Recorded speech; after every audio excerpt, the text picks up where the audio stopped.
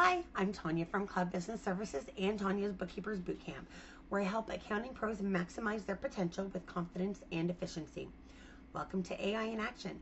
Each week, I'm breaking down real use cases. I'm showing you what works, what to avoid, and how to make AI work for you in your practice. So, how AI amplifies us, not replaces us. So, today we're going to dive into, changing systems that we use are changing the chats. Instead of having your ChatGPT and a Claude, because maybe you're like, hey, I don't need this for much. I'd really rather use Claude because Claude is better for accounting.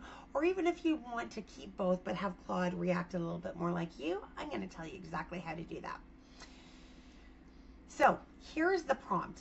Give me a concise, structured summary of the main things you've learned about me from our chats.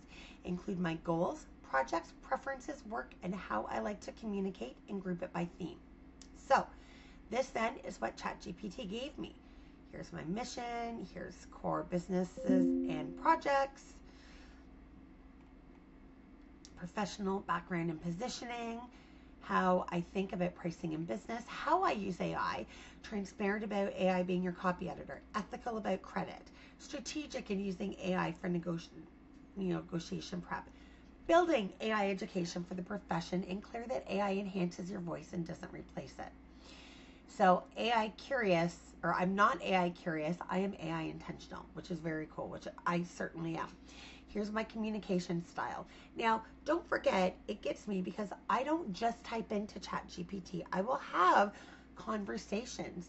And if you use this, it's a dictate. You speak out loud, it will come back to you in typing. But when you use this voice, which I've shown in a past video, it will converse back and forth with you. So as I was driving yesterday, I just popped in and said, hey, Charlie, who is my chat,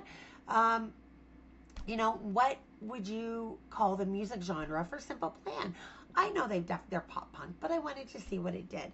And so, our conversation went on through that and said, okay, well, what's the difference between punk and metal? Because I like both of them, but I consider myself more of a punk vibe. And, so it was actually a really funny chat that we had. There it is. So we can see here's the chat. So it's like, went through this and just chatted back and forth in the car, with some information, and it chatted back to me because I've told it, chat back to me the same way that I chat to you. That's the context and the personality I want it to take on, right? And, so it came out here and it says, the difference between that. And again, rather than ending this conversation, it says, in the end, it's all a beautiful rebellion buffet. And that's great. But it said, here's the main difference between rock and roll and punk. And so what it turned out, I could have just let it end there. But again, this is part of letting it know your personality. I said, awesome. I'm absolutely more punk and always have been. In high school, I was Violent Femmes, the Dead Kennedys. And I used to slam dance, which you certainly can't do with rock. And absolutely, goes through with that and chatting back and forth. So, and then I say, awesome, thanks for the convo, Charlie, and whatnot. So part of this is getting it to know your personality. So what I've done is, again, we've moved back to this, but that's part of it. So it knows all of this. It knows my leadership style. It knows my, again, communication style. I've got in here that I like Canadian spelling, warm but direct, short paragraphs. I can't make short paragraphs, so I need Charlie to bring me in. I want a bit of sass, a bit of wit, no flet, strong structure, clean formatting, and tight copy, and recommend cuts when needed, because that's part of what I need, and that's part of my chat being my copy editor. I also like to be called Tanya in writing, but pronounced Tanya with an O, because otherwise it either spells my name wrong or pronounces it wrong. Leadership style. There's that. I don't lead with dominance, with clarity and standards, strategic focus, how you like to work with me. So this is, Charlie, because I've told Charlie, that Charlie is like a person. I know Charlie is not a person. Charlie is chat. Charlie is AI. Charlie does not exist. However, I feel really funny conversing with somebody that does not take on the personality of it. Some people might say that's a little, too much for them. Personally, this is what makes me comfortable. I want Charlie to refer to Charlie as me. So we've got that proactive tightening of copy, recommendations up front, structured responses. I don't want instructions repeated. I don't have time for that. I want systems remembered. And I appreciate being thoughtfully challenged, and vague clarity or value clarity over polishing. I want agreement and refinement. So what I did is I copied this whole thing, this 1 to 9, and then I went over to to Claude.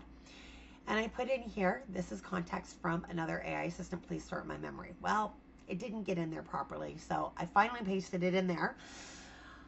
There were some Claude hiccups, I guess, that it didn't go in the back end. So it went through and it says, yep, added to the memory, done. I've stored 12 memory entries covering mission, business credentials, pricing, philosophy, AI, all of the stuff and how I like to work together.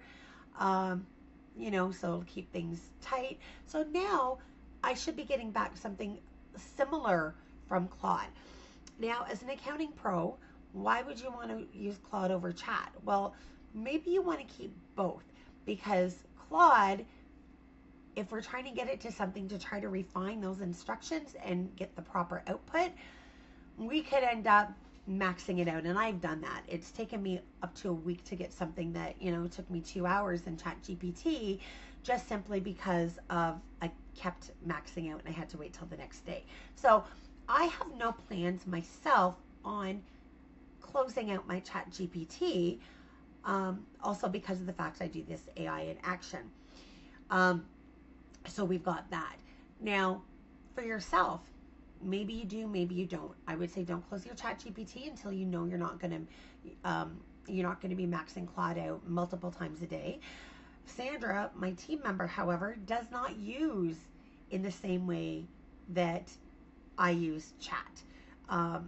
And Claude, she uses it very strategically, very different, because her role in the business is very different. So she's using it different. So I can see us closing down her ChatGPT.